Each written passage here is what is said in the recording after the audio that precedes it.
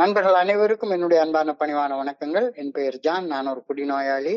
எல்லாம் வல்ல இறைவனோட அருளாலையும் தோழமையில இணைந்து செயல்படுவதால் நான் பெற்றுக்கொள்ளக்கூடிய அனுபவம் தெம்பு நம்பிக்கையாலும் இன்னைக்கு ஒரே ஒரு நாள் நான் குடிக்கல, தெளிவா மனநிறைவா அமைதியா வாழ என்னாலான எல்லா முயற்சிகளையும் செய்து கொண்டிருக்கின்றேன். கோயம்புத்தூர் ஒருங்கிணைப்பு குழு மனசாட்சியின் தீர்மானத்தின் அடிப்படையில இரவு நாம 9:30 to 10:30 நடத்திக்கிட்டு இருக்கிற இந்த ஆன்லைன் மீட்டிங்ல 24 hours a day அப்படின்ற புத்தகத்துல இருந்து ஒவ்வொரு நாளும் ஒவ்வொரு பக்கமாக எடுத்து வாசிச்சு விளக்கம் பார்த்து கலந்தாய்வு செய்து இந்த கூட்டத்தை நடத்தி கொண்டிருக்கின்றோம். அதன் தொடர்ச்சியாக இன்றைக்கு நாம அடைஞ்சிருக்கிற பக்கம் ஜூன் மாதம் 10ஆம் நாள். இந்த ஜூன் மாதம் 10ஆம் நாளுக்கான சிந்தனையை வாசிக்குமாறு நண்பர் சொக்கலிங்கம் அவர்களை அன்போட பணியோட கேட்டுக்கொள்றேன். Chockalingam. June 10. Thank you thank you thank you sir. June 10 தோழமையின் இன்றைய சிந்தனை. ஒழுக்கத்திலும் மத கோட்பாடுகளிலும் ஆன்மீகத்திலும் நமது கடந்த காலத்தில் நமக்கு பயிற்சிகள் அளிக்கப்பட்டு இருந்திருந்தால் நாம் தோழமையில் இன்னும் வேகமாக முன்னேறி செல்லும் வாய்ப்புகள் அதிகமாக இருந்திருக்கும். நாம் அடிமட்டத்தை தொட்டுவிடும் இக்கட்டான தருணத்தில் இருந்தோம். நமது வாழ்வில் அனைத்தையும் இழந்து நிற்கும் மோசமான நிலையில் நம்மையும் அறியாமல் நம்மிடம் எஞ்சியிருக்கும் அந்த ஒழுக்க உணர்வுகளை நோக்கி திரும்பினோம். நம் இதயத்தின் ஆழத்தில் மறைந்திருக்கும் அந்த ஒழுக்கத்தையும் நம்பிக்கையும் நமது அவசர தேவைக்காக உடனடியாக தட்டி எழுப்பி கூப்பிட்டோம். இந்த ஆன்மீக அனுபவத்தை நான் பெற்றேனா? இன்றைக்கான தியானம். அவசர காலங்களில் மிகப்பெரிய தொகையை சாதாரணமாக வங்கியிலிருந்து எடுத்து வரும் மனிதரை கண்டு இவ்வுலகம் வியக்கும். ஆனால் இவ்வுலகம் அவர் வங்கியில் அப்பணத்தை செலுத்த உழைத்த உழைப்பையும் அதற்கு எடுத்துக்கொண்ட நீண்ட காலத்தையும் அறியவே அறியாது. இறையருட் பேராற்றலின் வங்கி கணக்கில் உள்ள கணக்கும் இது போன்றதுதான்.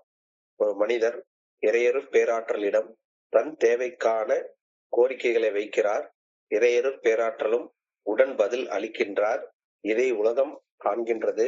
ஆனால் இறையருட் பேராற்றலின் நல்ல ஒழுங்கான வழிகாட்டுதலின்படி வாழ்வதிலும் அந்த ஆற்றலுக்கு நன்றி கூறுவதிலும் அம்மனிதர் செலவிட்ட மிக நீண்ட காலங்களை உலகம் அறியாது. தியானத்தில் அமைதியாக இறையருட் பேராற்றலுடன் தொடர்பு கொள்வதிலும் மிக சிறிய நற்செயல்கள் செய்வதிலும் பல வருடங்கள் அந்த மனிதர் செயல்பட்டு தனது நேரத்தை செலவிட்டிருப்பதை இந்த உலகம் அறியாது. இதற்கான பிரார்த்தனை. நான் இறையருட் பேராற்றலுடனான எனது வங்கி கணக்கில் அதிகம் சேர்த்து வைக்க வேண்டும் என அன்புடன் வேண்டுகின்றேன். எனது தேவைக்கான நேரம் வரும்போது இறையருட் பேராற்றலிடம் கேட்டு நான் கேட்பவற்றை பெற்று செலவிட வேண்டும் எனவும் வேண்டுகிறேன். நன்றி இறைவா. நன்றி சார்.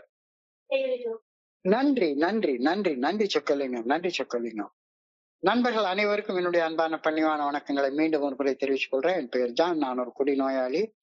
எல்லாம் வல்ல இறைவனோட அருளாலையும் தோழமையில இணைந்து செயல்படுவதால் நான் பெற்றுக்கொள்ளக்கூடிய அனுபவம் தெம்பு நம்பிக்கையாலையும் இன்னைக்கு ஒரே ஒரு நாள் நான் குடிக்கல, தெளிவாக மனநிறைவாக அமைதியாக வாழ என்னாலான எல்லா முயற்சிகளையும் செய்து கொண்டிருக்கின்றேன். குடிச்சிட்டு இருந்த காலத்துல ஒரு குடிநோயாளியாகிய நான் எனக்கு எந்த ஒரு ஒழுக்க நெறிகள்லையும் பயிற்சிகள் சரியாக அளிக்கப்படல. நான் சமயம் மத நம்பிக்கைகள் சார்ந்த சடங்கு சம்பிரதாயங்கள்ல அதுலயும் நான் பயிற்சி எதுவும் எடுத்துக்கவே இல்லை. இல்ல பிரார்த்தனை, தியானம், இந்த மாதிரி ஆன்மீக பயிற்சிகள் எதுவுமே எடுத்துக்கொள்ளவே இல்லை. எனக்கு தேவை குடி குடி குடி, அவ்வளவுதான். ஒழுக்கம், சமயம் மற்றும் ஆன்மீகம் இதுல எல்லாம் ஒரு தனி மனிதன் பெற்றிருக்கக்கூடிய பயிற்சிகள் அந்த தனி மனிதன் வளர்ச்சிய நோக்கமாக கொண்ட வெவ்வேறான பயிற்சிகள். அப்படின்னாலும் அவை எல்லாம் ஒன்றாக இணைந்து ஒரு மனுஷனை முன்னேற்றுறதுக்குள்ள விஷயங்கள் தான். ஒழுக்கம் எனக்கு சின்ன வயசுல இருந்து ஒழுக்கத்தை தான் சொல்லி கொடுத்தாங்க. காலையில ஒரு குறிப்பிட்ட நேரத்துக்கு எழும்பி யூனிஃபார்ம் போட்டு குளிச்சுட்டு ஸ்கூலுக்கு போனோம். ஸ்கூல்ல கரெக்டா ஸ்கூல் 9 மணிக்கு ஆரம்பிச்சிடும். 12 மணிக்கு ஸ்கூல்ல இருந்து ஒரு பெல் அடிக்கும். 12 to 1 அல்லது சாப்பாடு நேரம். 1 இருந்து 4 மணி வரைக்கும் ஸ்கூல் நடக்கும்.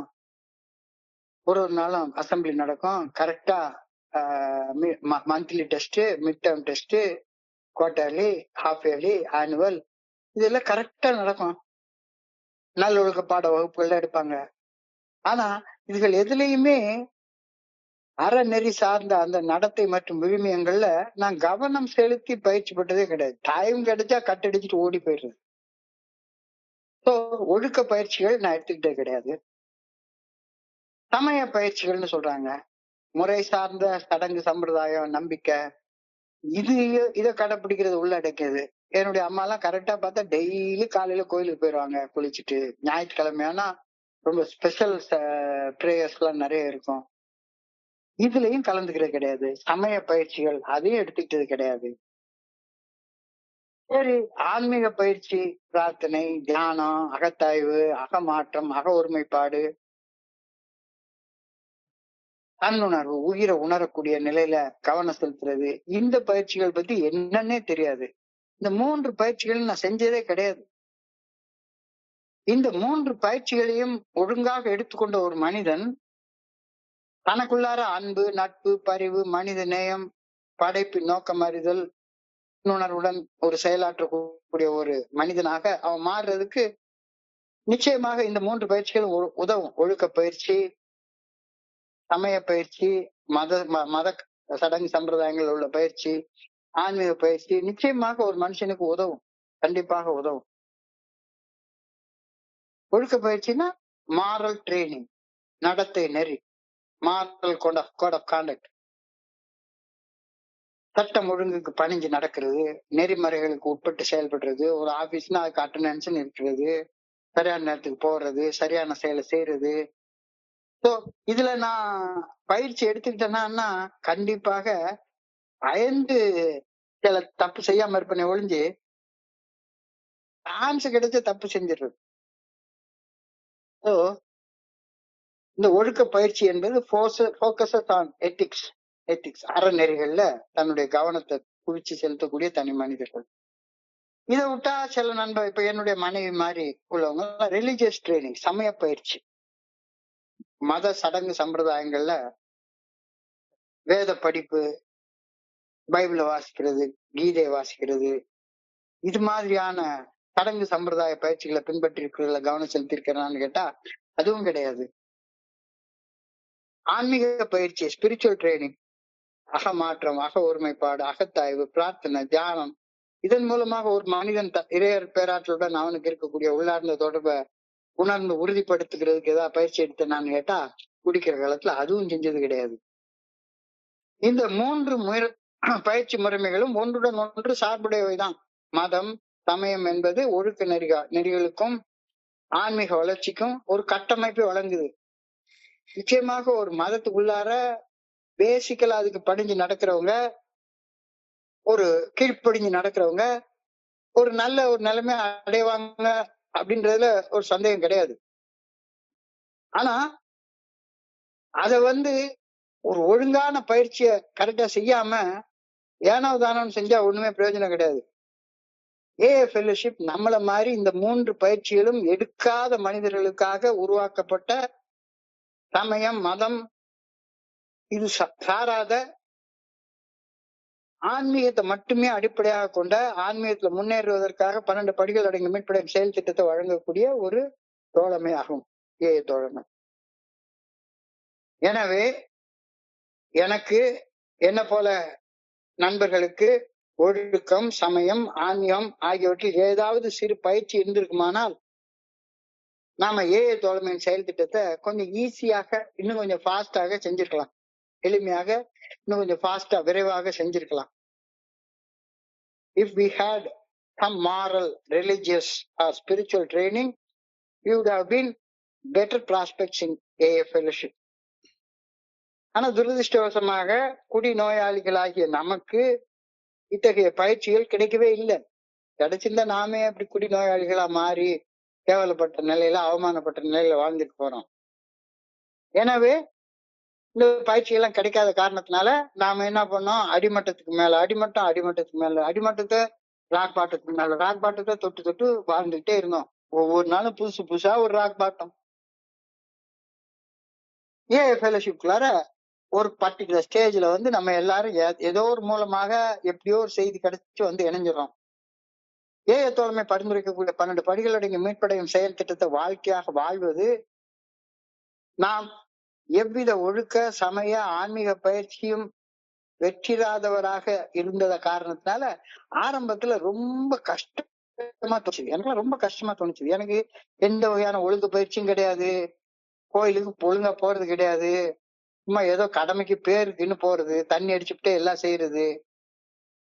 எந்த வகையான பிரார்த்தனை, தியானம், அகத்தாய்வு செய்யக்கூடிய பயிற்சி கிடையவே கிடையாது. அதனால ஆரம்ப காலகட்டத்தில் இந்த 12 ஸ்டெப் ரெக்கவரி ப்ரோக்ராம் ஏஏ தோழமை பரிந்துரைக்கக்கூடிய 12 படிகள் அடங்கிய மீட்படையும் செயல் திட்டத்தை வாழ்க்கையாக வாழ்றது ரொம்ப கஷ்டமாக இருந்துச்சு. ரொம்ப சிரமமாக இருந்தது. ஆனா வாழாததால, நான் இஷ்டம் போல தாந்தோன்றித்தனமா மனம் போன போக்குல வாழ்ந்ததால புது புது அடிமட்டங்களை அன்றாடம் தொட்டு நின்ற போது அந்த நிலையில இருந்து ஏதாவது ஒரு பர்டிகுலர் ஸ்டேஜ்ல எல்லாருமே உணர்வோம். ஐயோ, இதுக்கு மேல போனா நம்ம செத்துடுவோம்.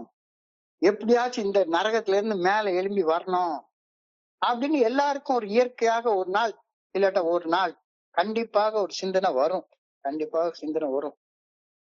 அதுதான் அவர் சொல்றாரு, when we were thoroughly licked, we turn instinctively to whatever decency that was left within us. எல்லாம் அடிச்சு நொறுக்கப்பட்டு ஒண்ணுமே இல்ல, வேற வழியே கிடையாதுடா, இதுல இருந்து வெளியே வந்தே தீரணும் அப்படின்ற நிலை வர்ற நேரத்துல தனி மனிதனாகிய நான் மது அருந்தக்கூடிய இந்த பழக்க அடிமைத்தனை கோளாறால ஆல்கஹால் யூஸ் டிசார்டர் ஏயுடி அல்லது ஆல்கஹாலிசம் குடிநோய் இதால முழுமையாக தோற்கடிக்கப்பட்டு மிக மோசமான அடிமட்ட நிலையில நின்ற போது மட்டும்தான் ஏதாவது ஒரு பர்டிகுலர் ஸ்டேஜ்ல பாஞ்சாலி வந்து வேற வழியே கிடையாதுன்னு கையை தூக்குன மாதிரி இத விட்டா அவுத்து அம்மனமா விட்டுருவாங்க அப்படின்ற ஒரு பயம் மோசமான நிலைய வந்திருந்த நேரத்துல என்கிட்ட எஞ்சி இருந்த கொஞ்சோண்டு ஒழுக்க நெறிகள், நம்பிக்கை அல்லது உள்ளார்ந்த கண்ணியத்தை நான் நாடினேன் அப்படின்றது மறக்க முடியாத உண்மை. கடவுளை நோக்கி கையை எப்ப திரும்பினா, என்னால முடிஞ்ச மட்டும் போராடி அவ்வளவுதான், இனிமே ஒண்ணுத்துக்குமே வழி கிடையாது அப்படின்ற நேரத்துலதான் நான் கடவுளை நோக்கி என்கிட்ட கொஞ்சோண்டு பாக்கி இருக்கு உள்ளுக்குள்ளார எங்கேயோ மூலையில அந்த நம்பிக்கையோட கையை தூக்குறேன். அப்ப முழுமையான தோல்வியிலும் கூட உள்ளார்ந்த நன்மையின் ஒரு சிறு ஒளிக்கீற்று, ஒரு சின்னூண்டு ஒரு ஒளிக்கீற்று நமக்குள்ளார இருந்தது அப்படின்றத எடுத்துக்காட்டுற வகையில தான் இந்த வார்த்தைகள் கூறப்பட்டிருக்கின்றன. எந்த வார்த்தைகள்? when we were thoroughly licked, we turn instinctively, நம்ம அறியாம நமக்குள்ளார ஏதோ ஒரு கொஞ்சோண்டு ஒளிஞ்சிட்டு இருக்க, அதை நோக்கி திரும்பணும். ஆனா பாஞ்சாலி கையை தூக்குன உடனே எப்படி கடவுள் மானத்தை காப்பாத்துறதுக்கு புடவையா அனுப்புறாரோ, அத மாதிரி நான் மனமாற நான் ஒரு குடிநோயாளி, தோத்து போயிட்டேன், அடிமட்டத்தை தொட்டுட்டேன் அப்படின்னு மனதார ஒப்புக்கொள்ளக்கூடிய அடுத்த மொமெண்ட், மறுகணம் கீழ் நோக்கி பயணித்த பயணத்தை நிறுத்திவிட்டு மேல் நோக்கி பயணிப்பதற்கான திருப்பு முனையில நான் நின்று கொண்டிருந்தேன். we stood at the turning point. எப்ப அந்த டேர்னிங் பாயிண்ட்ல நிக்கிறோம், திருப்பு முனையில நிக்கிறோம், அவ்வளவுதான், நான் தோத்து போயிட்டேன், என்னால இதுக்கு மேல ஒண்ணுமே செய்ய முடியாது அப்படின்றத ஒப்புக்கொள்ற நேரத்துல மட்டும்தான் நான் கீழ் நோக்கி இறங்கிக்கிட்டு இருக்கிறதுல இருந்து மேல் நோக்கி ஏறுறதுக்கான திருப்பு முனையில நான் நின்றுட்டு இருந்தேன். எல்லா வழிகளும் அடைக்கப்பட்டு, மற்ற எல்லா வழிகளும் அடைக்கப்பட்டு விட்ட நிலையில் இதயத்தின் ஆழத்துல மறைந்திருக்கக்கூடிய அந்த குஞ்சூண்டு ஒழுக்கம் மற்றும் நம்பிக்கையின் மிகச்சிறிய அளவு அதை ஒரு மனுஷன் உணரும் போது, மிகச்சிறிய அளவு, அது என்ன, இன்னைக்கு ஒரு நாள் இந்த தண்ணி போடுறது நிறுத்தணும் அப்படின்ற அந்த ஒரு சின்னோண்டு ஒழுக்கத்தை மனுஷன் உணரும் போது அவனுடைய மீட்பு சாத்தியமாகும். குடிநோயில இருந்து பாதிப்புல இருந்து அவன் மீட்படைகிறது அப்பதான் சாத்தியமாகும். எப்ப சாத்தியமாகும்? அவனுக்குள்ளார எல்லாம் போச்சு. அவனுக்கு எந்த வகையான ஒடுக்க நெறிகள்ல ட்ரைனிங் இல்ல, சமய சம்பிரதாயங்கள்ல ட்ரைனிங் இல்ல, ஆன்மீக ட்ரைனிங் இல்ல, எதுவுமே இல்ல. எல்லாம் முடிஞ்சு போச்சு. இது அடிமட்ட நிலையில தொட்டு நின்னுட்டு இருக்க நேரத்துல ஏதோ கொஞ்சோண்டு ஒரு நம்பிக்கையோட, ஆண்டவா என்னால முடியல அப்படின்னு அவன் கையை தூக்குற நேரத்துல மிகச்சிறிய அளவு அந்த நம்பிக்கையை மனசுல உணரும் போது அவனுடைய மீட்பு சாத்தியமாகும் என்று இந்த வரிகள் நினைவூட்டுகின்றன. This emphasizes that recovery is possible when all others appear, all other options are exhausted, and one relies on rescues of morally and faithfully hidden deep in the heart. இந்த உணர்வானது, அதாவது நான் அடிமட்டத்தை தொட்டுட்டேன், இனிமே என்னால ஒண்ணுமே செய்ய முடியாது அப்படின்ற உணர்வானது தோல்வியை முழுமையாக ஒப்புக்கொள்ளும் அந்த உணர்வு சரணடைதலுக்கு அப்புறம் தானே நிகழும். அந்த அதை ஒப்புக்கொண்டதுக்கு அப்புறம் தானே என்னால சரணடைகிறதுன்றதே நிகழும். தோல்வியை ஒப்புக்கொள்ளாத எவனுமே சரணடையவே மாட்டான், சரணடைய முடியாது. முழுமையாக நான் தோத்து போயிட்டேன், என்னால இனிமே ஒண்ணுமே செய்ய முடியாது அப்படின்ற நிலையிலதான் சரணடைதல் அப்படின்றது நிகழும். இந்த சரணடைதல தான் இந்த வரி சுட்டி காட்டுது. எல்லாம் முடிஞ்சு போச்சு, இதுக்கு மேல நான் செத்துடுவேன், ஒண்ணும் செய்ய முடியாது. இப்போ அடிமட்டத்தை தொட்டு நின்றதை ஒப்புக்கொள்வது, அகல பாதாளத்தை அடைந்ததை ஏற்றுக்கொள்வது என்பது வெறும் தோல்வி மட்டுமல்ல, அது மனித நேயத்தின் ஆழமான உணர்வை தட்டி எழுப்புவதற்கான ஒரு கிரியா ஊக்கி அப்படின்ற ஒரு கருத்து இந்த சிந்தனையில வலியுறுத்தி சொல்லப்படுகிறது. நான் என்ன நினைக்கிறேன், தோல்வியில அவ்வளவுதான், என்ன செத்து போயிட வேண்டியதான் அப்படின்னு நினைக்கிறது இல்ல. அடிமட்டத்தை தொட்டதை ஒப்புக்கொள்வது, அகல பாதாளத்துக்கு நான் போயிட்டேன் அப்படின்றத ஒப்புக்கொள்வது என்பது, நான் தோல்வியை ஒப்புக்கொள்ளல, உள்ளார எங்கேயோ லேசா ஒரு மூலையில ஒளிஞ்சிட்டு இருக்கிற ஒழுக்கமான வாழ்க்கை வாழணும் அப்படின்ற அந்த நம்பிக்கைய தட்டி எழுப்பக்கூடிய கேட்டலிஸ்ட் அப்படின்னு இந்த சிந்தனையில இன்னைக்கு சொல்லப்பட்டிருக்கிறது. Admitting that I have hit the rock bottom is not just admitting defeat, but it is a catalyst for tapping the deep sense of humanity. நானும் மனுஷன், எனக்குள்ளார கடவுள் இருக்கிறாரு, என்ன மாதிரி மனுஷங்களோட என்னாலையும் வாழ முடியும் அப்படின்ற எண்ணம் எப்ப வருது, நான் தோத்து போயிட்டேன், நான் அடிமட்டத்தை தொட்டுட்டேன் அப்படின்றத ஒப்புக்கொள்ளும் போது வருது. இதனாலதான் அடிமட்டத்தை தொட்டு நின்றதை ஒப்புக்கொள்ள வேண்டியது மிக மிக அவசியம் அப்படின்னு ஏ ஃபெல்லோஷிப் சொல்லுது. இதுக்கு மேல இறங்குறதுக்கு ஒண்ணு இடம் இல்ல, இனிமே ஏறணும் அப்படின்ற நிலைமையில மட்டும்தான், கையை தூக்குறப்ப மட்டும்தான், ஆண்டவனை நோக்கி கையை தூக்குறப்ப மட்டும்தான் உனக்கு உதவி கிடைக்க ஆரம்பிக்கும். அது வரைக்கும் நீ உட்கார்ந்து கஷ்டப்பட்டுட்டேதான் இருக்க போற. இப்போ அடிமட்டத்தை தொட்டு நிற்கும் நிலையில ஒருத்தன் ஆட்டோமேட்டிக்கா அந்த நிலையில இருந்து மீள்வதற்கான ஆற்றலையும் மன வலிமையும் மன தைரியத்தையும் தேட ஆரம்பிப்பது வெளிப்படையாக தெரிய ஆரம்பிக்கும். அது வரைக்கும் அவன் குடிக்கிறதுக்கு தான் தேடிக்கிட்டே இருப்பான். குடிக்கிறதுக்கு எங்க இருந்தா காசு வரும், கூத்தடிக்கிறதுக்கு எங்க இருந்தா காசு வரும் அப்படின்னு தான் தேடிட்டே இருப்பான். ஆனா ஐயோ எல்லாத்தையும் குடிச்சு கூத்தடிச்சு இந்த நிலையில நின்னுட்டோமே, இந்த நிலைமையில இருந்து இனிமே வெளியே வரலன்னா செத்து போயிடுவோமே. அடிமட்டத்தை தொட்டு நின்ற நிலையை ஒப்புக்கொள்ற ஒருத்தன் ஆட்டோமேட்டிக்கா அந்த நிலையில இருந்து மீள்வதற்கான ஒரு ஆற்றலையும் மன வலிமையும் மன தைரியத்தையும் சத்தியமா தேடத்தானே ஆரம்பிப்பான். இயற்கை தானே அது. இனிமே வேற வழி இல்லை அப்படின்ற நேரத்துல எங்கடா எனக்கு வழி இருக்கு அப்படின்னு தேட ஆரம்பிப்பான்.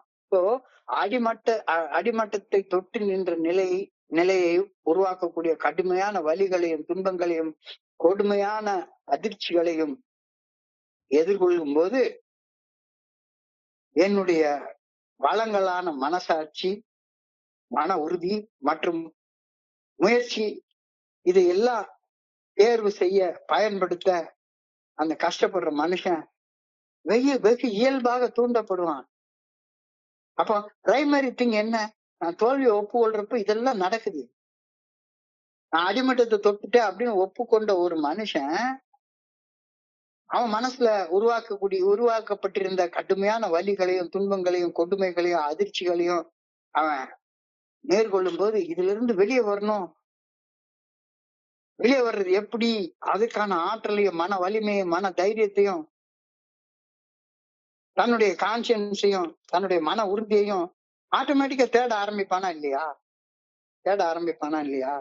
சோ அடிமட்டத்தை தொட்டதை ஒப்புக்கொண்ட மறுகணம் ஆற்றலை கண்டறிய வேண்டும் என்ற ஆழமான ஆர்வம் இயற்கையாக ஒரு மனுஷங்கிட்ட உருவாகும். அப்பதான் நம்ம மீட்டிங்க்கு அப்படியே ஒரு வெறி பிடிச்சத்தனமா வர ஆரம்பிப்போம்.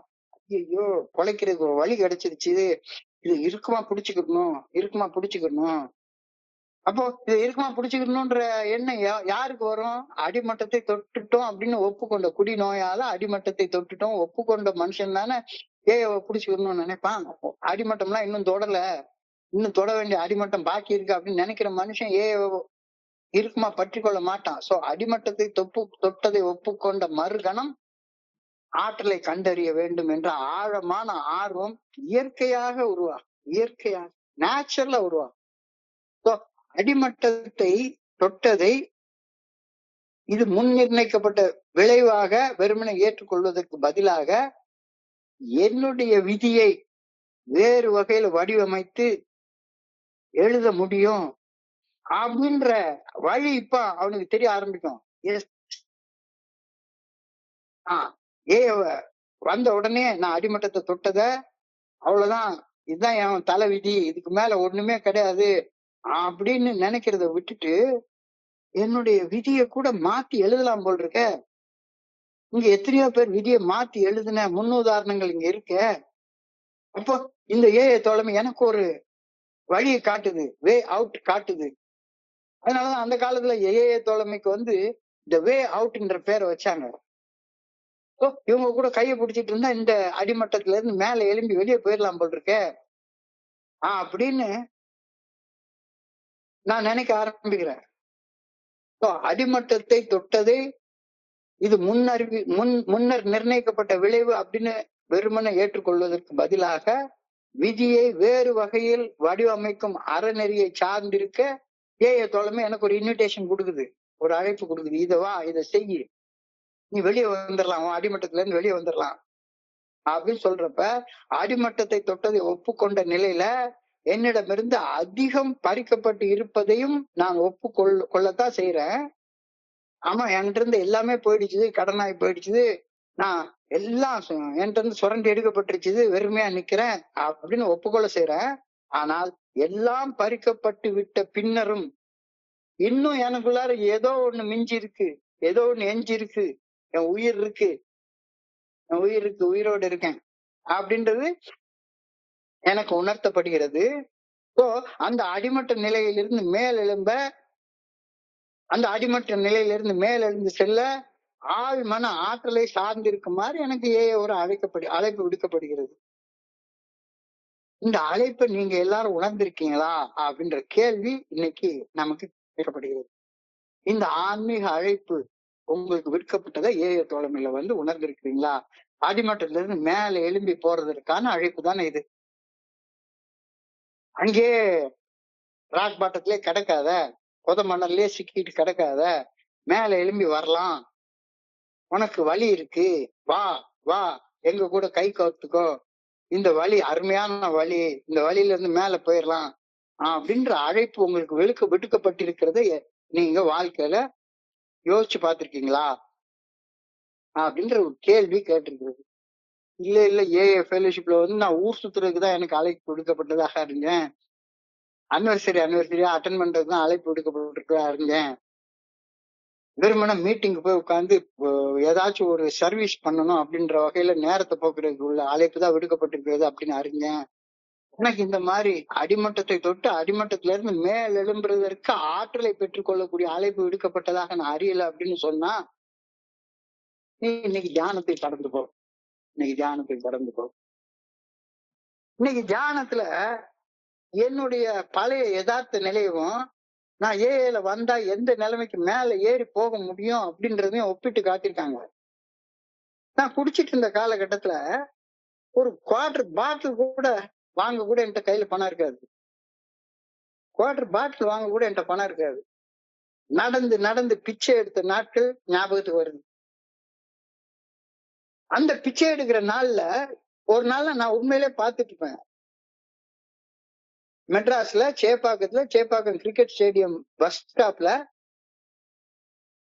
அந்த பஸ் ஸ்டாப்ல நான் நிக்கிறப்ப ராத்திரி 11 மணி 11:30 மணிக்கு வாழைப்பழம் வித்துக்கிட்டு இருக்கிற வாழைப்பழம் வண்டிக்காரர் ஒருத்தர் அன்னைக்கு நடந்த சேல்ஸ் உடைய பணத்தை எல்லாம் கஜ கஜ கஜ கஜன்னு எண்ணிட்டே இருப்பாரு.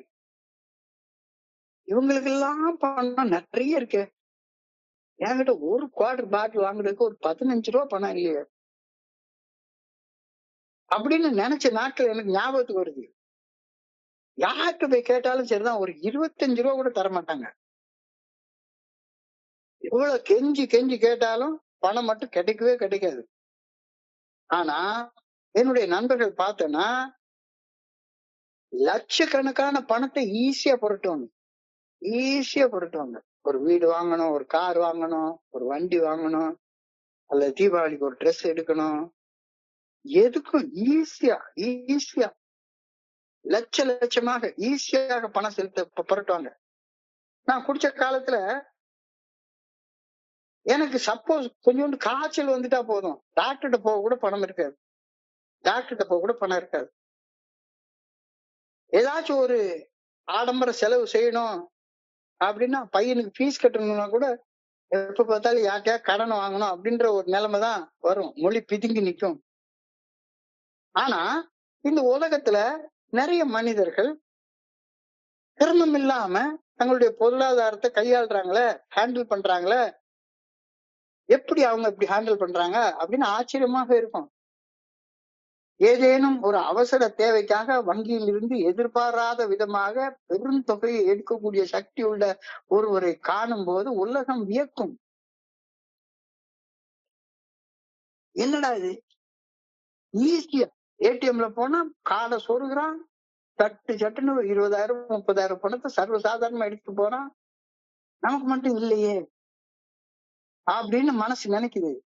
அவன் பணம் எடுக்கிறது தான் கண்ணுக்கு தெரியுதே ஒழிஞ்சு, அந்த மனிதன் தான் சம்பாதிக்கும் பணத்துல ஒரு பகுதியை ஒழுக்கத்தோட சேர்த்து வைத்ததால் மட்டுமே நெருக்கடி நேரத்துல அவர் இலக்கமாக பணம் எடுக்க முடியுது அவனால அப்படின்றது வெளியே தெரியாது. நீ இன்னைக்கு தெரிஞ்சுக்கோ. என்னுடைய குருஜி என்ற ஒரு ஆலோசனை சொல்லுவாரு, உன்னுடைய வருமானத்துல நீ செய்யக்கூடிய முதல் செலவு உன்னுடைய சேமிப்பாக இருக்கட்டும். நான் இப்ப வர்ற நண்பர்கள் எல்லாத்துக்கிட்டையும் சொல்லுவேன், ஒரு நாளைக்கு நீ வெறும் 100 ரூபாய் சம்பாதிக்கிறேன்னு வச்சுக்கோ, வெறும் 100 ரூபாய் தான் சம்பாதிக்கிற, 10 ரூபாய கடவுளுக்குன்னு எடுத்து வச்சிரு. மீதி 90 ரூபாய்க்குள்ளார உன்னுடைய செலவுகளை திட்டம் போடு. 90 ரூபாய்க்குள்ளார என்னென்ன, 5 ரூபாய்க்கு ஒரு சப்பாத்தி கிடைக்குது, 4 சப்பாத்தி, 4 5 20 ரூபா, அவ்வளவுதான். 100 ரூபா தான் எனக்கு சம்பாத்தியம், அதுல 10 ரூபா கடவுளுக்கு. 10 ரூபா கடவுளுக்குன்றப்ப ஒரு மாசத்துக்கு 300 ரூபா ஆகுது. ஒரு மாசத்துக்கு 300 ரூபான்னா ஒரு வருஷத்துக்கு இவ்வளவு ஆகுது. இப்ப 500 ரூபாய் சம்பாதிச்சா 50 ரூபா, 1000 ரூபாய் சம்பாதிச்சா 100 ரூபா. 10 ரூபாய் கடவுளுக்கு அப்படின்னா அது எடுத்து கோயில் உண்டியல்ல போடு அப்படின்னு அர்த்தம் கிடையாது. உன்னுடைய அவசர காலத்திற்காக நீ இறைவன்கிட்ட கொடுத்து வச்சிருக்க, அது கடவுளுடைய பணம். கடவுள்கிட்ட 10% பணத்தை கொடுத்து வைப்பது அவசர காலங்கள்ல என்ன பதட்டம் அடையாமல் வாழ வைக்கும் அப்படின்ற கருத்து சொல்றாரு. இதுதான் இன்னைக்கு கருத்து சொல்றாரு. The world wonders when it sees a person who can unexpectedly draw large sums of money from the bank to meet emergency situations. ரொம்ப அவசரமான நேரத்துல சர்வ சாதாரணமா போய் பணம் எடுத்துட்டு வந்துடுறான். But what the world does not see is the countless small sums of money paid into the bank, earned by faithful work over a long time. கஷ்டப்பட்டு வேலை செஞ்சு கொஞ்சம் கொஞ்சமா அவ சேர்த்து வச்சது இந்த உலகம் பார்க்காது. ஆனா செலவு பண்றப்ப மட்டும் என்னடா இது இவ்வளவு அழகா செலவு பண்றானே அப்படின்னு பாக்குது. இப்ப இத எதோட ஒப்பிட்டு சொல்றாருன்னா, கடவுள் ஒரு பேங்க் வச்சிருக்காரு, அந்த பேங்க்ல ஒரு அக்கௌண்ட் வச்சிருக்கிறாரு. இறையர் பேராற்றல் வங்கியில நாம் சேர்த்து வைக்கும் புண்ணிய கணக்கு, நாம செய்யற நல்ல செயல்களுடைய அக்கௌண்ட், இதையும் அந்த நிலைமைக்கு ஒப்பிட்டு பாரு. சில மனிதர்களுக்கு என்ன கேட்டாலும் கிடைக்குது, என்ன கேட்டாலும் கிடைக்குது. அவங்களுக்கு அவ்வளவு ஒரு ஆற்றல் கிடைக்குது. அவன் கேட்கறதெல்லாம் கிடைக்கிறது. ஏன்? அவன் புண்ணிய கணக்குல நிறைய சேர்த்து வச்சிருக்கான். So is the bank of the spirit of God அப்படின்ற வார்த்தை இன்னைக்கு எழுதுறாங்க. அப்ப என்ன செய்யணும்? எனக்கு எந்த கஷ்டமும் இல்ல, நல்லா இருக்கு, பணம் சம்பாத்தியம்லாம் நல்லா வருது, வீட்டுல சண்டை இல்ல, நல்லா இருக்கு. அப்ப நல்ல நிலையில இருக்கும்போது தன்னலத்தையும் தன்முனைப்பையும் புறந்தள்ளி வைத்து விட்டு இறையர் பேராற்றின் நல்ல ஒழுங்கான வழிகாட்டுதல் மனசாட்சியின் மூலம் வெளிப்படுத்தப்படுவதை 100% உறுதியாக நம்பி, மனசாட்சி உறுத்தும் செயல்களை செய்யாமலும் மனசாட்சி சரி என சொல்லும் செயல்களை வாழ்க்கையில செய்தும் இறையர் பேராற்றல் வங்கி கணக்குல நல்ல நல்ல கர்மங்களை சேர்த்து வை. நீ நல்லா இருக்கிற நேரத்திலேயே கொஞ்சம் நல்ல கர்மங்களை சேர்த்து சேர்த்து வை, வரவு வச்சுக்கோ. அப்ப உனக்கு தேவைப்படும் போதெல்லாம் என்ன ஆற்றல் வேணும்னாலும் நீ கேட்டு எடுத்துக்கலாம் அப்படின்ற கருத்தை இன்னைக்கு தியானத்துல சொல்றாரு. ஆற்றலை நீ சேமிச்சு வை, தேவைப்படுற நேரத்துல எல்லாம் உனக்கு எடுத்துக்கலாம், தேவைப்படுற நேரத்துல விடு. அதாவது the world wonders when it sees a person who can unexpectedly draw huge sums of money from the bank to meet emergency situations, but what the world does not see is the countless small sums of money paid into the bank earned by faithful work over a long period of time அப்படின்ற கருத்துக்கு அடுத்த வரியில the world sees the person of faith make a demand to God or the power and the demand is immediately met. இந்த வேலையை செய்யணும், சக்தி வேணும் அப்படின்னு கேட்டா புண்ணியத்தை சேர்த்து வச்ச மனுஷனுக்கு ஈஸியா கிடைக்குது, ஈஸியா கிடைக்குது. The world does not see what the person has been putting in thanks, in praise, in prayer, in communion, in small good deeds done faithfully, steadily over the years. எப்படி வங்கி கணக்குல ஒருத்தன் வந்து சேர்த்து வச்சா அவசர காலத்துல ஈஸியா செலவு பண்றானோ, அதே மாதிரி ஒரு மனுஷன் நல்லா இருக்கும்போது செய்யக்கூடிய நற்செயல்கள், பணிகள், பிறர் நல பணிகள், பணிந்து செய்யக்கூடிய பிறர் நல பணிகள் அவன் அவசர காலத்துல அவனுக்கு தேவைப்படக்கூடிய ஆற்றலாக அவனுக்கு வந்து சேரும் அப்படின்ற கருத்தை நீங்க அழகாக சொல்றாரு, அழகாக சொல்றாரு. Praise the God, praise the God who come through humble work. கடவுளை புகழ்வது எப்படி?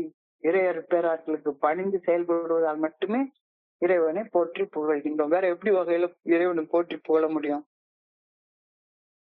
அப்போ இறைவனை மனசாட்சிக்கு பணிஞ்சு மனசாட்சி உறுத்தக்கூடிய செயல்களை செய்யாம மனசாட்சி சரின்னு சொல்லக்கூடிய செயல்களை நாம் செய்யறப்ப இறைவனை மகிமைப்படுத்துகிறோம், இறைவனை போற்றி புகழ்கிறோம். அக்கௌண்ட்ல ஒரு வரவு வைக்கப்படுகிறது. நன்றிக்கு வித்தாகும் நல்ல ஒழுக்கம், நன்றிக்கு வித்தாகும் நல்ல ஒழுக்கம். அப்போ நல்ல ஒழுக்கத்தோட நன்றி கூறும் போது இறைவனுக்கு பணிந்து செயல்படுகின்றோம்.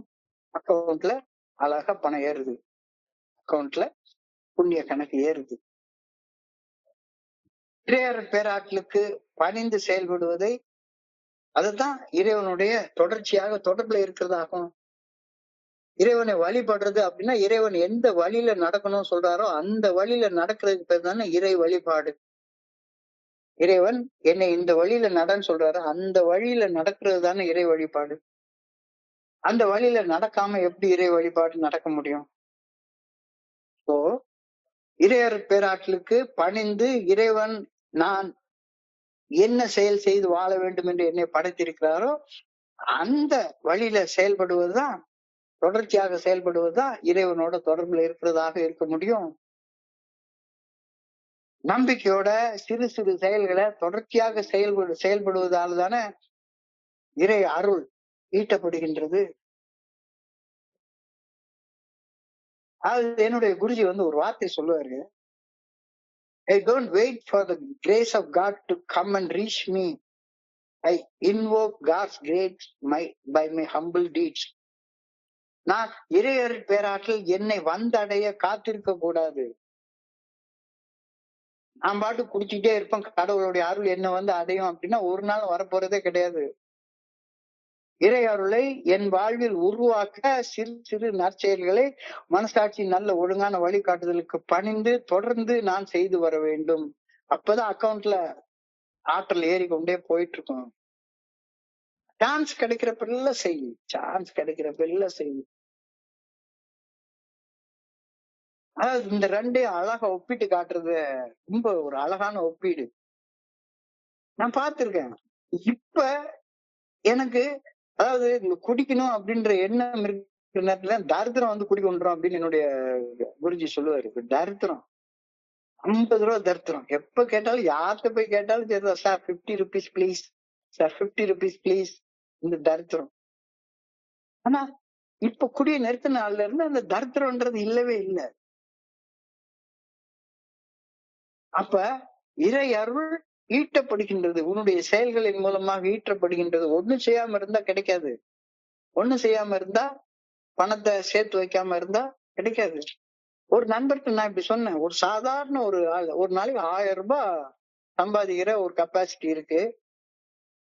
1000 ரூபாய் சம்பாதிக்க 1000 ரூபாய் 1100 ரூபாய். அப்ப நான் அவர்கிட்ட சொன்னேன், உன்னுடைய முதல் செலவு சேமிப்பாக இருக்கட்டும். முதல் செலவு 10%, 10% கடவுளுக்கு. கடவுளுக்குன்னா நீ போய் கோயில்ல உண்டே போட வேண்டாம், ஏதாவது முடிஞ்சு கொண்டு கோயில் உண்டியல்ல எல்லாம் போட வேண்டாம். 10% கடவுளுக்குன்னு தனியா வச்சிரு ஒரு இடத்துல.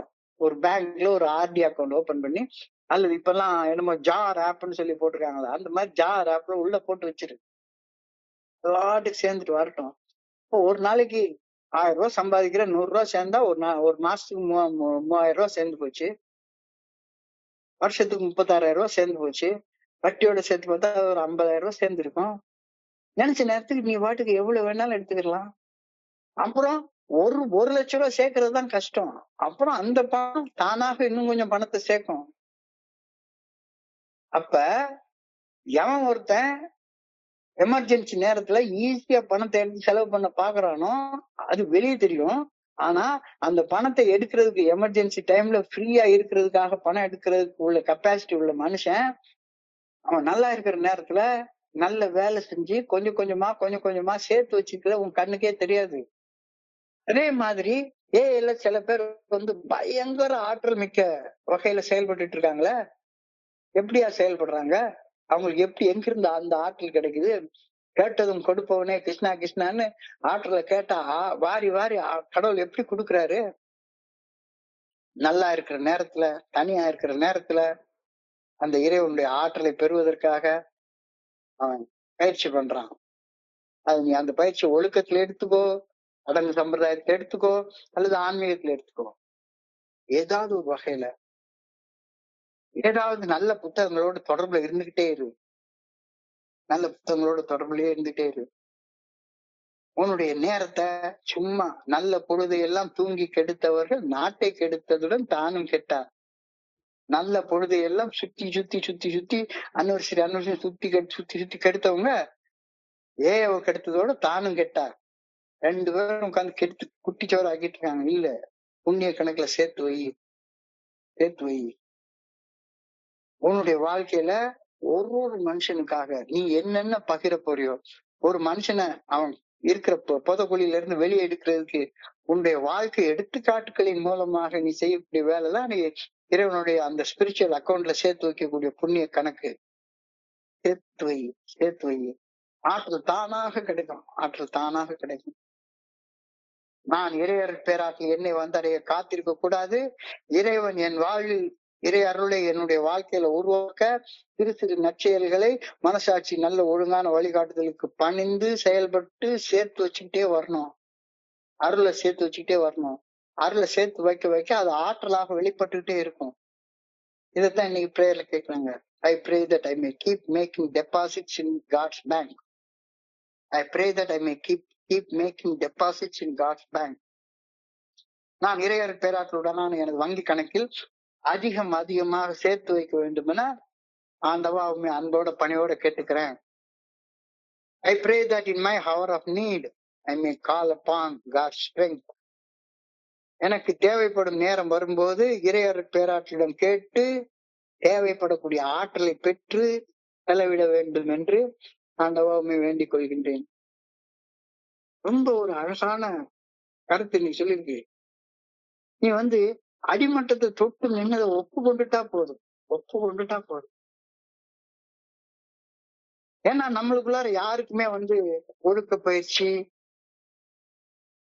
சமயம் சார்ந்த பயிற்சிகள் இதெல்லாம் ரொம்ப இருக்காது. ஆன்மீக பயிற்சிகள் இதெல்லாம் இருக்கவே இருக்காது. கண்டிப்பா இருந்திருக்காது.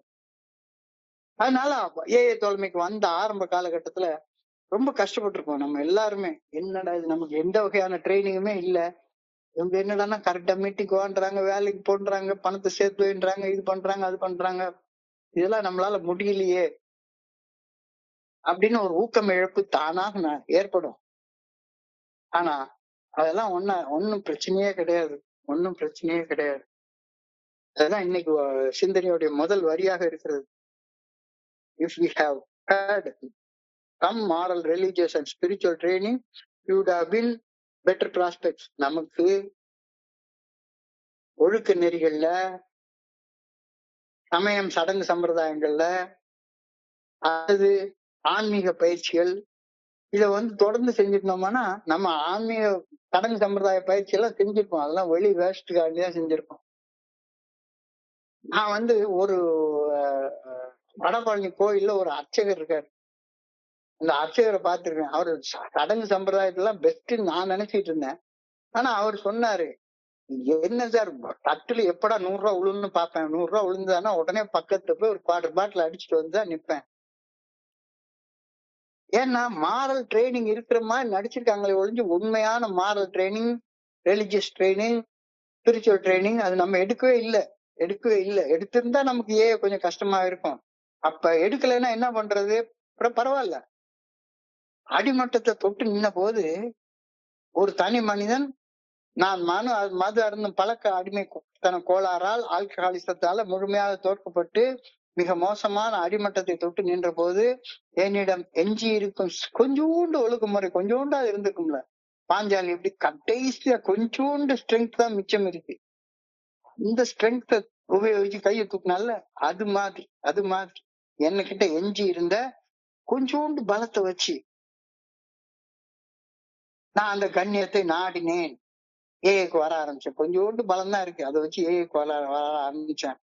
இப்போ முழுமையான தோல்வியிலும் கூட உள்ளார்ந்த நன்மையின் ஒரு சிறு பகுதியான ஒழுக்கேற்று உனக்கு வரும். அதை தொடர்ந்து செய். மற்ற எல்லா வழிகளும் அடைக்கப்பட்டு விட்ட நிலையிலும் இதயத்தின் ஆழத்தில் மறைந்திருக்கக்கூடிய அந்த இத்தினூண்டு நம்பிக்கை, மிகச்சிறிய அளவு நம்பிக்கை, கடுகளவு நம்பிக்கை, if you have faith as a grain of mustard, போதும், மீட்பு சாத்தியமா. This emphasizes that recovery is possible when all other options are exhausted and one relies on the rescues of morally and faithfully hidden deep in the heart. எங்கேயோ மூலையில கொஞ்சோண்டு இருக்கு, அது போதும். அது பத்தி எரிய ஆரம்பிச்சிடும். அக்னி கொஞ்சொன்று கண்டேன், அதை ஆங்கோர் காட்டுக்குள்ளே பொந்திட வைத்தேன், வெந்து தணிந்தது. அதாவது நம்பிக்கையோட சின்ன ஒலிக்கிட்டு இருந்தா போதும், அது பெரிய விஷயமா மாறிடும். கவலைப்படாத. அப்போ இந்த இடத்துல அடிமட்டத்தை தொட்டு நிற்கக்கூடிய நிலையில ஒருத்தன் ஆட்டோமேட்டிக்கா அவனுடைய அந்த அடிமட்ட நிலையில இருந்து எழும்புறதுக்கான ஆற்றலையும் மன வலிமையும் தேட ஆரம்பிச்சிருவான். அப்படி அடிமட்ட நிலையில இருந்து நான் தேட ஆரம்பிக்கல அப்படின்னு சொன்னா நீ இன்னும் அடிமட்டத்தை தொட்டதை ஒப்புக்கொள்ளன்றதான அர்த்தமாயிடுது. தொட்டேன்னா கண்டிப்பா தேட ஆரம்பிச்சிடும். அடிமட்டத்தை தொட்டு நின்ற நிலையில உருவாகக்கூடிய கடுமையான வலிகளும் துன்பங்களும் கொடுமைகளும் அதிர்ச்சிகளும் அதை எதிர்கொள்ளக்கூடிய இது என்னன்னா ஆட்டோமேட்டிக்கா உள்ளுக்குள்ளார எங்கடா ஸ்ட்ரென்த் இருக்கு அப்படின்னு தேட ஆரம்பிக்கலன்னு நீங்க அடிமட்டத்தை தொட்டதை ஒப்புக்கொள்ளல, இன்னும் கொஞ்சம் அடிமட்டத்தை போலாம் அப்படின்னு தான் பிளான் பண்ணிட்டு இருக்க அப்படின்னு ஆயிடும். Had I had that spiritual experience, இந்த ஆன்மீக அனுபவம் எனக்கு கிடைச்சிருக்குதா? இல்லைன்னா போ. இன்னைக்கு 2 ஒப்பீடுகளை சொல்றாரு. ஒரு மனுஷன் பிச்சை எடுத்துட்டு அலையறான், இன்னொரு மனுஷன் அவன் தேவைப்பட்ட நேரத்துல எல்லாம் பணத்தை எடுத்து செலவு பண்றான். எப்படி அவனுக்கு சாத்தியப்படுது? The world wonders when it sees a person who can unexpectedly draw huge sums of money from the bank to meet his emergency situations. ஆனா என்ன பார்க்க மறக்குது? But what the world does not see is the countless small sums of money paid. 10 ரூபாயா போட்டு போட்டு போட்டு போட்டு சேர்த்து வச்சதை இந்த உலகம் பார்க்காது. எடுத்து செலவு பண்றதுதான் பார்க்கும். அது மாதிரி ஆன்மீக ஆற்றல் மிக்க பெரிய பெரிய மகான்களை நம்ம பார்த்திருக்கிறோம். எவ்வளவு பெரிய ஆன்மீக ஆற்றல் மிக்க மகான்களை பார்த்திருக்கோம். அவங்க எப்படி அந்த ஆற்றலை பெற்றுக்கொண்டாங்க? அவங்க ஸ்பிரிச்சுவல் பேங்க்ல கொஞ்சம் கொஞ்சமா அவங்க நேரம் கிடைக்கிற நேரத்துல எல்லாத்துலயுமே தன்னலம் தன்முனைப்போட செயல்படாம பிறர் நல பணிகளை பணிஞ்சு மனசாட்சியுடைய நல்ல ஒழுங்கான வழிகாட்டுதலுக்கு பணிஞ்சு தப்பு செய்யாம சரியானதை செஞ்சு அக்கௌண்ட்ல பணத்தை போட்டு போட்டு வச்சிருக்காங்க. பணத்தை போட்டு போட்டு வைக்க வைக்க வைக்க வைக்க தேவையான நேரத்துல ஆற்றலை டிரா பண்ணி அவன் பாட்டு வந்துட்டு இருக்கான். உண்மையிலே எனக்கு 39 வயசுல என்னுடைய குருஜியோடைய ஆற்றலை பார்த்து எனக்கு என்னடா அது, நமக்கு 39 வயசுல கையெல்லாம் நடுங்குது, இந்த மனுஷன் எப்படி இப்படி பேசுறாரு அப்படின்னு சொல்லி நான் வியந்து ஆச்சரியப்பட்டு நின்றது உண்டு. இதே ஆச்சரியத்தை இப்ப எனக்கு 70 வயசு ஆக போகுது, 69 வயசுல நடந்துட்டு இருக்கு. 70 வயசு ஆகுற என்ன பார்த்து இப்ப எப்படி உங்களுக்கு இவ்வளவு ஆற்றல் வருது? மத்தியானம் ஒரு மீட்டிங் பண்றீங்க, அந்த புக் எழுதுறீங்க, இந்த புக் எழுதுறீங்க, எப்படி இந்த ஆற்றல் வருது அப்படின்னு சொல்லி கேட்டா என்னுடைய குருஜி கிட்ட இருந்து நீ கொஞ்சம் கொஞ்சமா சேர்த்து வை, கொஞ்சம் கொஞ்சமா சேர்த்து வை, 10 ரூபாயா போடு, 100 ரூபா சம்பாதிச்சுன்னா 10 ரூபா போட்டு வை, 10 ரூபா கடவுளுக்கு. கடவுளுக்குன்னா கோயில் உண்டியல்ல போட வேண்டிய அவசியம் கிடையாது. உன்னுடைய எமர்ஜென்சி சிச்சுவேஷனுக்காக கடவுள்கிட்ட கொடுத்து வை. ஒரு பேங்க்ல ஒரு ஆர்டி போடு, ஒரு போஸ்ட் ஆபீஸ்ல ஒரு அக்கௌண்ட் ஆரம்பி. நிறைய நண்பர்களுக்கு நான் இந்த ஆலோசனை சொல்லியிருக்கேன். இன்னைக்கு அவங்க எல்லாம் பெரிய பெரிய பணக்காரங்கள் ஆயிருக்காங்க. பெரிய பெரிய பணக்காரங்க. ஆட்டோ ஓட்டுறியா, ஒரு நாளைக்கு 1000 ரூபாய் சம்பாதிக்கிறீங்களா, 1500 ரூபாய் சம்பாதிக்கிறீங்களா, 150 ரூபாய் எடுத்து போட்டு வைங்க. 150 ரூபாய் ஏன் பணம் இல்ல. அப்ப ஆட்டோமேட்டிக்கா ஒரு பர்டிகுலர் டைம்ல ஒரு பெரிய பணம் வந்துடும். அந்த பணம் உங்களை செல்வந்தனாக உணர வைக்கும். அதே மாதிரி ஸ்பிரிச்சுவல் அக்கௌண்ட்லயும் உன்னுடைய கர்மங்களை, நல்ல கர்மங்களை போட்டு போட்டு வை. உனக்கு தேவைப்படுற நேரத்துல அந்த ஆற்றல் உனக்கு கிடைக்கும். The world is a person of faith make a demand to God and gets power immediately. கேட்ட உடனே ஆற்றலோடு இவ்வளவு அழகா செயல்பட்டு இருக்காங்க. என்னுடைய குருஜியை பார்த்தா உண்மையிலேயே எனக்கு ஆச்சரியமா இருக்கும். என்னடா அது, வயசான ஆள் இருக்காரு, தாடி வச்சுட்டு அவர் பிச்சைக்கார மாதிரி இருக்காரு. ஆனா உலகத்தை பார்த்தா அவருக்குள்ள ஆற்றலை அளவிட முடியாத ஆற்றல் எப்படி இருக்கு அப்படின்னு சொல்லி பார்த்தா அவர் சேர்த்து வச்சிருக்கிறாரு. அப்போ எனக்கும் அந்த ஆற்றல் வேணும்னா கொஞ்சம் கொஞ்சமா சேர்த்து வை, ஆற்றலை சேர்த்து வை. எப்படி ஆற்றலை சேர்த்து வைக்கிறது? மனசாட்சிக்கு பணிஞ்சு, மனசாட்சி உறுத்தக்கூடிய செயல்களை செய்யாம, மனசாட்சி சரின்ற செயல்களை செஞ்சு செஞ்சு செஞ்சு செஞ்சு கொஞ்சம் கொஞ்சமா அக்கௌண்ட்ல சேர்த்து சேர்த்து வச்சுட்டே வா, சேர்த்து வச்சுட்டே வா. அதுதான் கடவுளை போற்றி புகழ்வது. கடவுளை போற்றி புகழ்வது எதனால கடவுளை போற்றி புகழ போற? சும்மா உட்காந்து கந்தசக்தி கவசமா அல்லது அவர் father in heaven holy be thy name அப்படின்னு ஏதோ அர்த்தம் புரியாத வார்த்தைகளை சொல்லிட்டு இறைவா எனக்கு மாற்ற முடியாத ஏற்றுக்கொள்ளுன்னு சொல்றதாலேயும் இல்ல. Praise God through your humble works. இறையர் பேராற்றலுக்கு பணிந்து செயல்படுவதுதான் இறையர் பேராற்றலை போற்றி புகழ்வதாம். இறையர் பேராற்றலுக்கு பணிந்து செயல்படுவதுதான் நல்ல செயல்கள். நன்றிக்கு வித்தால் நல்ல ஒழுக்கம். நீ நல்ல ஒழுக்கத்தால மட்டும்தான் கடவுளுக்கு நன்றி சொல்ல முடியும். வேற எந்த வகையிலையும் கடவுளுக்கு நன்றி சொல்ல முடியாது. வழிபடுதல் என்றால் இறைவன் நிர்ணயித்த வழியில செயல்படுதலுக்கு பேர் தான் வழிபடுதல். சும்மா உட்கார்ந்து வேஷம் போட்டுட்டு அலைகிறது இல்ல. நம்பிக்கையுடன் சிறு சிறு செயல்களை தொடர்ச்சியாக செய்வதுதான் இறை அருள் ஈட்டுவதற்கான ஒரே வழி. இறை அருள் என்னை அடைய வேண்டும் என்று காத்திருக்காதே. இறை அருளை உருவாக்குவதற்கு நீ நல்ல செயலை செய்ய ஆரம்பி. இறை அருளை உருவாக்கி பேங்க்ல டெபாசிட் பண்ணி வைக்கிற மாதிரி கடவுளுடைய பேங்க்ல டெபாசிட் பண்ணி வச்சிருந்தேன்னா ஆற்றலுக்கு பஞ்சமே இருக்காது. நான் இறையருள் வந்தடைய காத்திருக்க கூடாது. இறையருளை என் வாழ்வில் உருவாக்க சிறு சிறு நற்செயல்களை மனசாட்சி நல்ல ஒழுங்கான வழிகாட்டுதலுக்கு பணிந்து செயல்பட்டு தொடர்ந்து நான் செய்து வர வேண்டும். பிரேயர் பண்ண I pray that I may keep deposits in God's bank. நான் இறையர் பேராற்றுடனான அந்த அருள் கணக்கு, வங்கி கணக்குல அதிகம் அருளை சேர்த்து வைக்கணும் அப்படின்னு அன்போட வேண்டிக்கிறேன். I pray that in my hour of need I may call upon what I have saved. எனக்கு தேவைப்படும் நேரம் வரும்போது, ஆற்றல் தேவையில்லாம சோர்ந்து போய் இருக்கக்கூடிய நேரம் வரும்போது, இறைவர் பேராற்றலும் ஆற்றலை கேட்டு பெற்று செலவிட வேண்டும் எனவும் ஆண்டவா உண்மை அன்போட வேண்டிக்கிறேன்னு அழகான ஒரு கருத்தை நீ சொல்லியிருக்காங்க. இப்போ இன்றைய பகுதியை படிக்கிறப்ப என் மனதை கடந்து சென்ற சிந்தனைகள் உங்களோட பகிர்ந்து கொள்ள இந்த அற்புதமான வாய்ப்பு உருவாக்கி கொடுத்த எங்க குழுவிற்கு என்னுடைய மிக பணிவான நன்றிகளை தெரிவிச்சு கொள்றேன். இதுவரைக்கும் பொறுமையாக கேட்ட ஒவ்வொரு நண்பருக்கும் என்னுடைய பணிவான நன்றிகளை தெரிவிச்சு கொள்றேன். இந்த இரவு பொழுது நண்பர்களுக்கு இனிமையான இரவாக அமையணும் அப்படின்னு இறைவனை பணியோட வேண்டிக் கொள்கின்றேன். நன்றி நன்றி நன்றி நன்றி நன்றி நன்றி. வாழ்க வையகம், வாழ்க வளமுடன். Thank you so much. Thank you so much. Over to you, Chukalingam. Thank you very much. Thank you very much.